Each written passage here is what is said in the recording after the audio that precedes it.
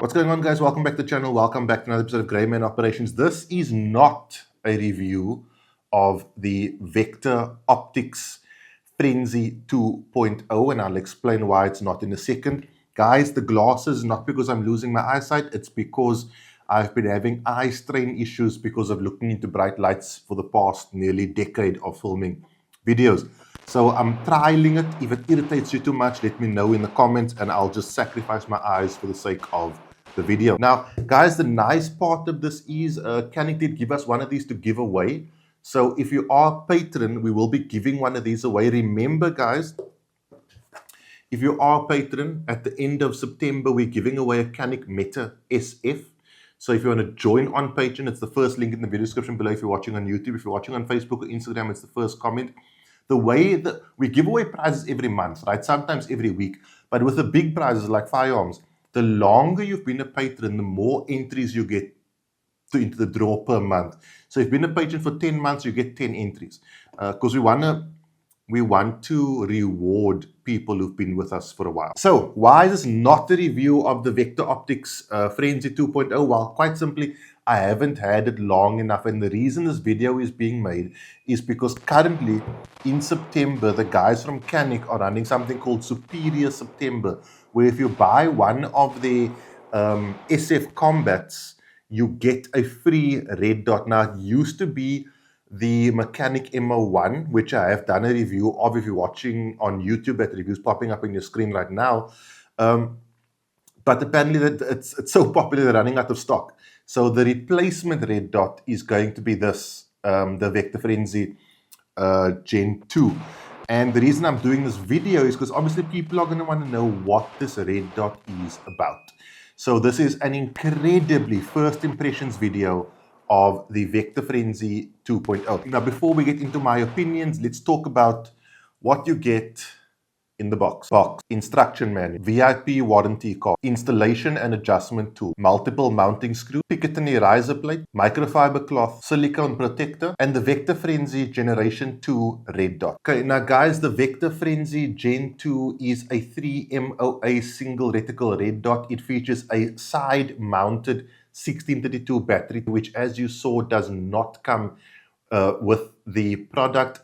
It has 9 brightness settings, daytime brightness settings, and 2 night vision settings. The shroud is 7075 aluminium. The footprint is RMSC, and it's got a 3-minute shake awake. Range and windage adjustments are on the top and side of the dot, respectively. All firearms are empty and safe. The nice thing about this red dot is if you are running it on a Canik, it will direct mount to pretty much every Canik.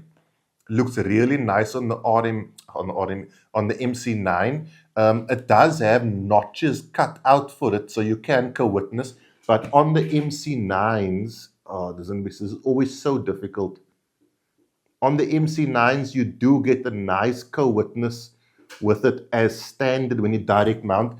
And I can tell you that even if you use the little plate that comes with your Meta SF series, you still get quite a reasonable co-witness on your Meta SF series of Canik pistols, which is quite nice. Now, guys, for me, the main feature of a red dot is whether or not it can survive the recoil of a pistol, whether it be a compact or a subcompact. Myself and Michelle at this point have had no serious functionality issues, and it's held 0. We actually found that it was pretty much almost 0 from the fact we just needed to do some minor adjustments. So that is quite nice. With regards to the emitter quality on transitions, I always test this.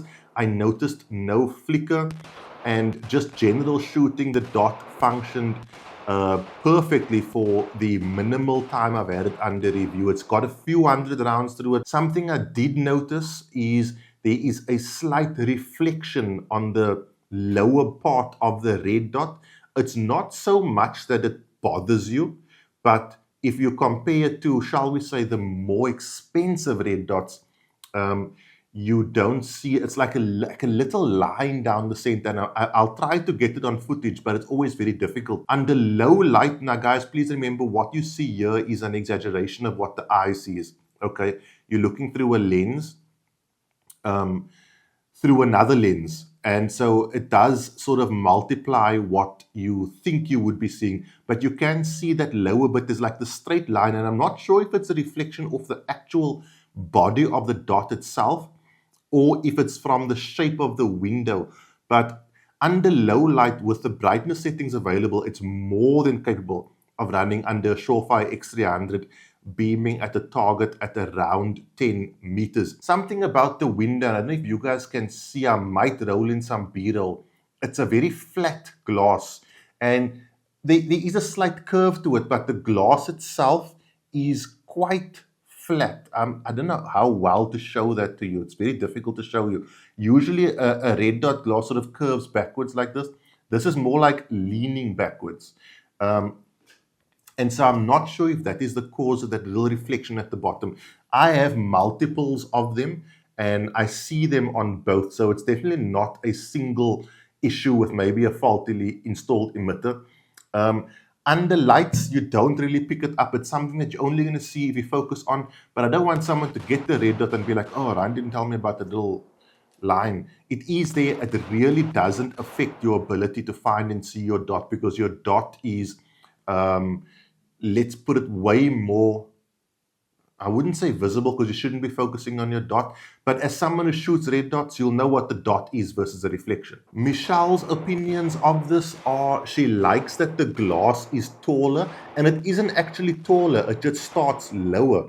But you do have the perception of a bigger window, which I really, really appreciate. So having a taller, or what it seems like a taller window, just means that dot comes into your window quicker. And I really appreciate that. It is a noticeable thing that your RMSC footprinted red dots are often very flat on top. This one is nice and tall, so you do almost feel like you have more window for the dot.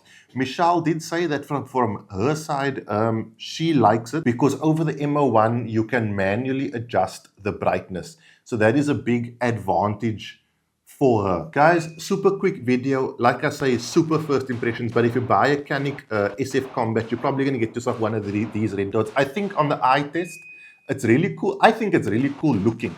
Like appearance-wise, for the RMSC footprinted red dot, I think it looks really cool. So far, as I've said, no problems. The dot's always there. Like looking at it now, even though I'm pointing this thing at bright lights, I can see that dot clearly. So during daytime use, you're not going to see that reflection. It's in low light where you might pick up that reflection. Like right now, I can't really see it, but then again, I'm looking directly into lights. Let me know in the comments if you need me to chuck the glasses and just sacrifice the eyes for the videos. I'll do what I have to do to make the videos cooler. That is my review of the Vector Frenzy Generation 2. Remember, guys, if you want to win a Canik Meta SF, join us on Patreon. Or if you want to win one of these red dots, join us on Patreon as well, because we'll be giving away one of these at the end of the month and one of these in September, in October. That's it, guys. Have a good week. Be safe. Train hard. Cheers. God bless.